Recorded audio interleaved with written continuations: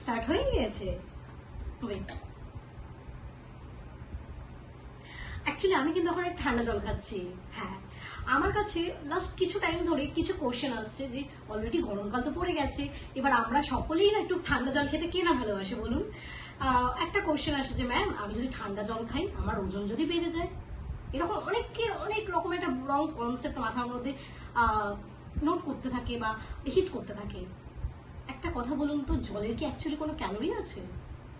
Definitely not. জলের কিন্তু কখনো কোনো ক্যালোরি থাকতে পারে না। হ্যাঁ, ঠান্ডা জল খেতে কেন মানা করা হয় সেটার পেছনে আমি আপনাকে জাস্ট কিছু কথা বলছি। আমি নিজে একটু ঠান্ডা জলটা খেয়ে নিই। হ্যাঁ, আমাদের বডি যে বাইরের টেম্পারেচারের সাথে নিজের বডি যে টেম্পারেচারটা ম্যাচ হওয়ার চেষ্টা করে। আপনি যখনই কি করছেন, বাইরে থেকে এসে আপনি ঠান্ডা জল সঙ্গে সঙ্গে খাচ্ছেন, তখন কি হচ্ছে যে বাইরের যে টেম্পারেচার সেটা আমার বডি তখনই ঠান্ডা জলের টেম্পারেচারের সাথে নিতে পারছে না। ঠিক সেই সময় কি হচ্ছে, যাদের একটু ঠান্ডা লাগা ধাঁচ আছে তাদের কিন্তু ঠান্ডাটা খুব তাড়াতাড়ি লেগে যাচ্ছে। এছাড়া ডাইজেস্টিভ হেলথে একটু প্রবলেম হতে পারে। আপনি ভাবুন না, আপনি যদি কোনো একটা গরম কড়াইতে একটু ঠান্ডা জল দিয়ে দেন, সেটা কি করে চেক করে কিন্তু ওঠে জিনিসটা। আমরা কিন্তু সেই জিনিসটা সকলেই কিন্তু জানি। ঠিক সেরকম আমাদের বডিও কিন্তু সেরকমই।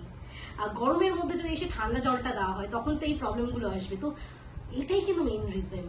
ওজন কমা বা বাড়ার সাথে কিন্তু ঠান্ডা জলের কোনো সম্পর্ক নেই। তো এই ভুল কনসেপ্ট থেকে বেরিয়ে আসুন এবং গরমকালে ঠান্ডা জল ডেফিনেটলি খান, কিন্তু রোদ থেকে এসে বা গরমকালে বাইরে থেকে এসে খাবেন না। জাস্ট কিছুক্ষণ রেস্ট নিন, দেন ঠান্ডা জল এনজয় করুন, যেমন আমি করছি।